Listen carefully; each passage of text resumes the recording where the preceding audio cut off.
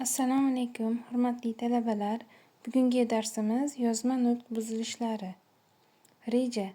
Yozma nutq kamchiliklarining nazariy asoslari. Yozma nutq kamchiliklarining kelib chiqishi. Yozma nutq kamchiliklarida korreksion logopedik ishlar.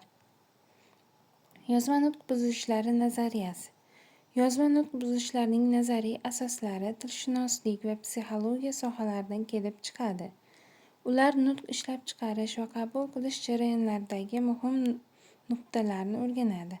Nutq buzilishlarining turlari va ularning ta'siri esa individual va jamiyatga bo'lgan ta'sirni tushuntiradi. Yozma nutq buzilishlarining turlari.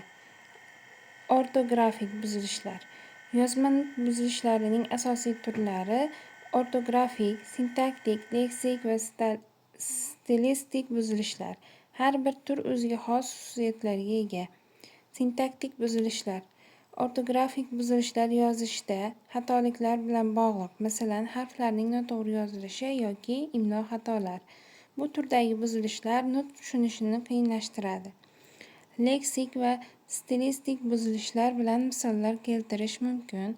Statiktik buzilishlar ham tuzilishidagi muammolar, masalan, so'zlarning noto'g'ri joylashishi yoki gapning grammatik xatolari. Bu nutqni chalkashtiradi va ma'noni buzadi. Yozma nutq buzilishlarining sabablari psixologik omillar, ijtimoiy omillar va pedagogik omillar kiradi. Yozma nutq buzilishlarining ta'siri. Birinchidan, nutq buzilishlari shaxs va jamiyat hayotiga katta ta'sir qiladi, muloqotni qiyinlashtiradi, tushunmovchilik va ishonchni pasayishiga olib keladi. Jamiyatda imkoniyatlarni cheklaydi, ijtimoiy integratsiyani zaiflashtiradi, to'g'ri muloqot insonlar o'rtasida ijobiy muhit yaratadi.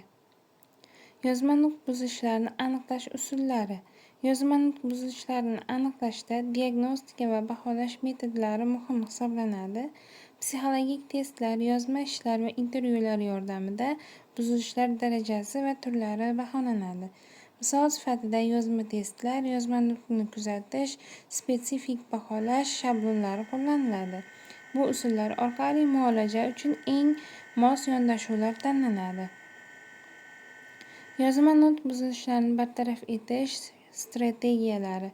O'qitish metodlari, individual va guruh mashg'ulotlari, yozma topshiriqlar va tinglash mashqlari yordamida nutq rivojlanadi.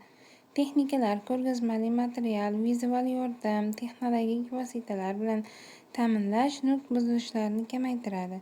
Afzalliklari. Bu strategiyalar shaxsga moslashgan samarali va uzluksiz rivojlanishga yordam beradigan usullar hisoblanadi. Yozma nutq buzilishlarini o'rganishning ahamiyati. Yozma nutq buzilishlarini o'rganish ta'lim jarayonida muhim ahamiyatga ega. Bu buzilishlarni aniqlash orqali ularni aniqlash va korreksiya qilish uchun metodlar ishlab chiqiladi. Kelajakdagi tadqiqotlar uchun istiqbollar kengayadi. Yozma nutq buzilishlarini chuqur o'rganish shaxsiy rivojlanish va pedagogik yondashuvlarni takomillashtirishga yordam beradi. Shuningdek, bu sohada olib boriladigan izlanishlar nutq buzilishlarining sabablarini aniqlash va ularni oldini olish bo'yicha yangi strategiyalar yaratishga imkon beradi. Yozma nutq kamchiliklarining kelib chiqishi. Psixologik omillar, xotira muammolari, diqqat yetishmovchiligi, rivojlanish kechikishlari yozma nutqdagi muammolarga olib keladi. Masalan, xotira zaifligi bo'lgan bolalar o'z fikrlarini to'g'ri ifoda eta olmaydi. Ijtimoiy omillar, cheklangan ta'lim, muloqot muhitining kamligi, ijtimoiy aloqalarning yetishmasligi yozma nutq rivojiga salbiy ta'sir o'tkazadi. Masalan, faqat oilaviy muhitda o'sgan bolalar yozma nutqda muammolarga duch kelishi mumkin. Pedagogik omillar, noto'g'ri o'qitish usullari, o'quvchilarga e'tibor qaratmaslik va individual yondashuvning yetishmasligi yozma nutq muammolarini kuchaytiradi. Misol uchun, darslarda interaktiv metodlarning kamligi. Psixologik omillar. Yozma nutq buzilishlarida psixologik omillar muhim rol o'ynaydi. Stress, o'z-o'zini baholash, motivatsiya yozma nutqdagi muvaffaqiyatga ta'sir qiladi. Psixologik holatlarning pasayishi yoki ko'payishi nutq sifatiga ta'sir qilishi mumkin. Bu esa nutq kamchiliklariga olib keladi.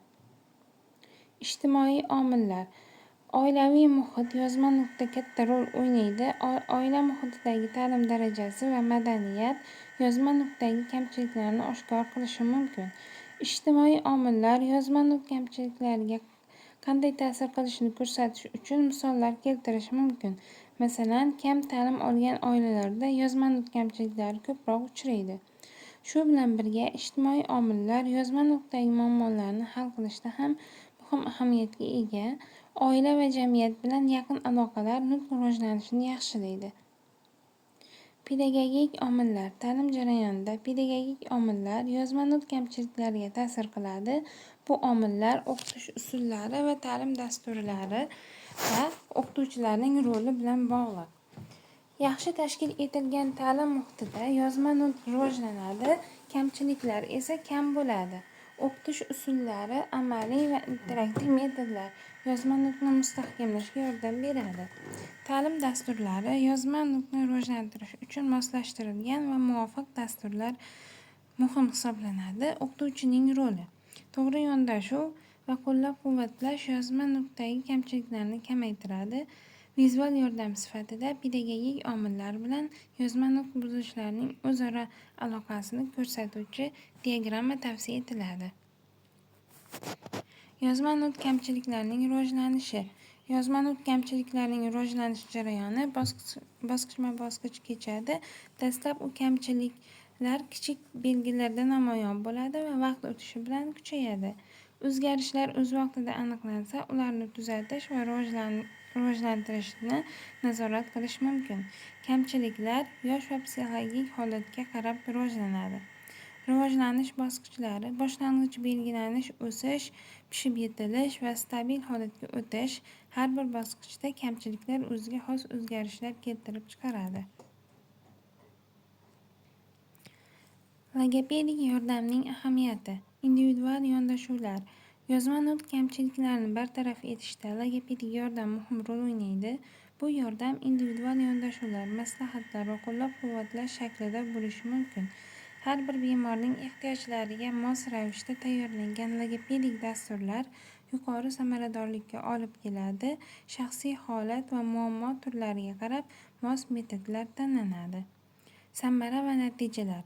Ota-onalar va o'qituvchilarga beriladigan maslahatlar yordamida yozma nutq kamchiliklarini bartaraf qilishda ularning roli muhim. Qo'llab-quvvatlash davomiy va izchil bo'lishi kerak hisoblanadi. Yozma nutq kamchiliklarini bartaraf etishning istiqbollari. Kelajakda texnologiyalar yordamida yozma nutq buzilishlarini aniqlash va korreksiyalash imkoniyatlari kengayadi. Sun'iy intellekt asosida dasturlar yordamida shaxsiy ehtiyojlarga mos ta'lim ishlab chiqiladi. Innovatsion texnologiyalar, masalan, virtual va kengaytirilgan haqiqat yozma nutq rivojlanishini qo'llab-quvvatlaydi. Bu usullar bilan interaktiv va qiziqarli mashg'ulotlar o'tkaziladi. Kelajakda yozma nutq buzilishlarini oldini olish, bartaraf etish uchun individual yondashuvlar rivojlanadi va ta'lim jarayonini yanada samarali va moslashuvchan qiladi. Xulosa qilib aytganda, yozma nutq buzilishlari nazariyasi, turlari, sabablari, ta'siri, aniqlash usullari, tuzatish strategiyalari va kelajak istiqbollari haqida qisqacha ma'lumot berildi. Yakunda yozma nutq buzilishlarini tushunish va to'g'ri bartaraf etish muhim va shaxsiy rivojlanish va jamiyat rivojiga xizmat qiladi. Bugungi darsimiz shundan iborat. E'tiboringiz uchun rahmat.